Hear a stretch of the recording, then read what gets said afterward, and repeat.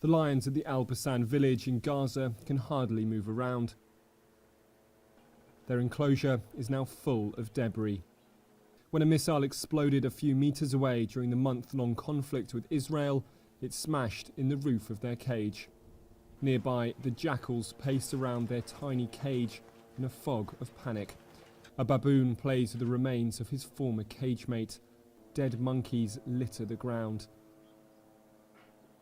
The entranceway a scene of total devastation. You can see that the cages for the animals are badly damaged. When you see it, it makes you sad because they are in a jail now. During the war and during shelling, a lot of the cages were damaged and there was a lot of shrapnel. There is a lot of debris around. Farid has had no formal training as a zookeeper, but he says he comes every day to feed the remaining animals. Around 8 monkeys, a crocodile and several birds were killed during the fighting, and around the zoo lie the remnants of the war. These are believed to be rocket launchers used by Palestinian fighters to fire at Israel. Maybe there was a base around Al Basan village or next to it, but the enemy decided and insisted on punishing Al Basan.